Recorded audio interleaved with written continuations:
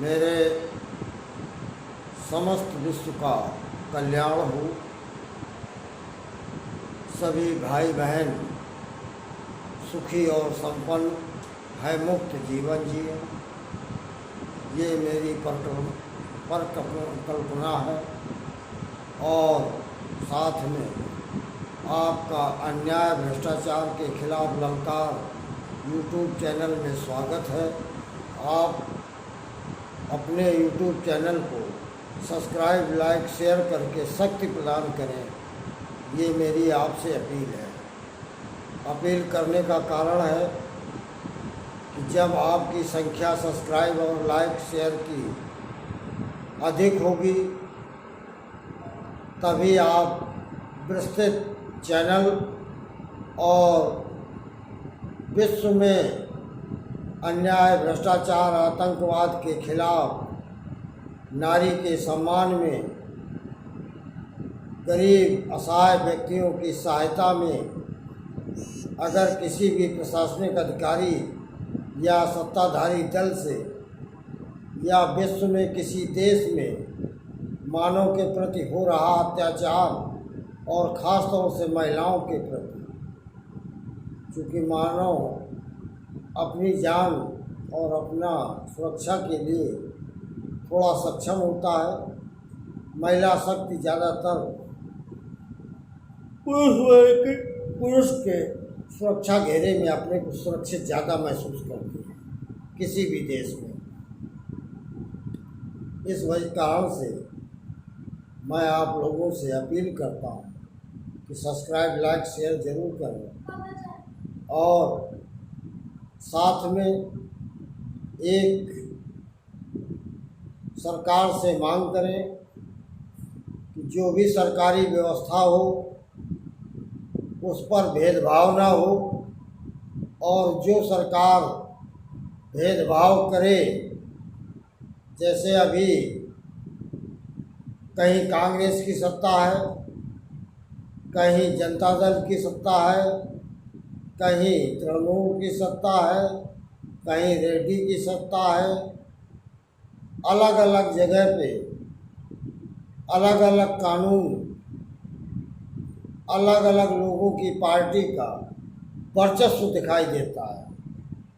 सत्ता बन जाने के बाद सत्ता सबकी होती है, ये सभी जानते हैं, लेकिन हकीकत में सत्ता उसी पार्टी की होती है जिस पार्टी का सत्ता का मुख्यमंत्री हो या प्रधानमंत्री हो। वोट के टाइम पर हमारे सनातन धर्म के लोग जो कई अलग अलग संगठनों के द्वारा देश में भाषण देते हैं, कुछ लोग चर्चित भाषणों में आते हैं, लेकिन ये कभी नहीं कहते, ये कहते हैं कि जो सनातन धर्म का होकर सनातन धर्म का विरोध करे। ये नहीं कभी कहते कि जो सत्ता में आने के बाद किसी सनातन धर्मी के खिलाफ अगर अन्याय होता है तो न्याय तुरंत क्यों नहीं, और ख़ास तौर से उसमें सबसे ज़्यादा अगर कोई निशाने पे है इस समय तो कुछ क्षणिक नेता बनने के लिए कुछ लोग चुनाव में चुनाव हार जाते हैं तो चुनाव जीतने का एक तरीका बनाते हैं। कुछ SC/ST की बात करते हैं, कुछ बैकवर्ड की बात करते हैं, लेकिन वोट जब लेने जाते हैं तब लोकसभा और विधानसभा में अपने जाकर ये नहीं कहते कि हमें सवर्णों का वोट नहीं चाहिए। उस समय वो अपने व्यक्तिगत रिश्ते और व्यक्तिगत संबंध की दुहाई देते हैं। कुछ लालची सवर्ण भी उनके भाषणों को भूल जाते हैं, क्योंकि हमारे भारत देश में, अन्य देश में क्या है मैं नहीं जानता हूँ, हमारे भारत देश में सत्ताधारी दल 4 साल पूरे कठोर ढंग से लोगों को अपमानित करे, साधन विहीन करे, अन्याय में न्याय न दे और चुनाव के वर्ष एक साल में अगर अपनी नीतियां समाज में अच्छी दिखा दे तो 4 साल की बुराई वो ख़त्म हो जाती है। साथियों, आप लोग राज्य सरकारों से मांग करिए, भ्रष्टाचार के मुद्दे पर जो सरकारी ठेके होते हैं, जो खनन होता है, उस रॉयल्टी में जितना ट्रक निकलता है रॉयल्टी क्यों नहीं। मैं उत्तर प्रदेश और मध्य प्रदेश को देख रहा हूँ, जहाँ कुछ रॉयल्टी निकलती है, शेष बिना रॉयल्टी का ही काम होता है। ठेकेदारी में भी यही कंडीशन है, अधिकारी ही जांच करते हैं, अधिकारी ही उसका पेमेंट करते हैं।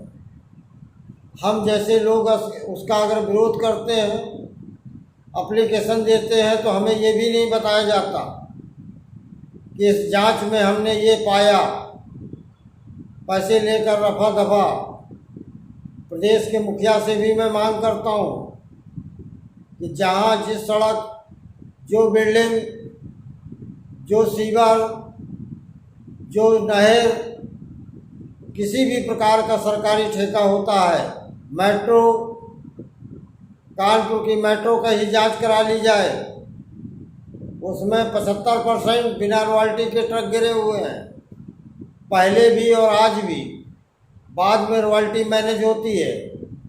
क्या हमारी उत्तर प्रदेश सरकार को नहीं मालूम है कि बहराइच और लखनऊ तक बिना रॉयल्टी ट्रक जाते हैं, 2-2 चक्कर लगाते हैं और नेपाल बॉर्डर की रॉयल्टी होती है। ये हालात हैं।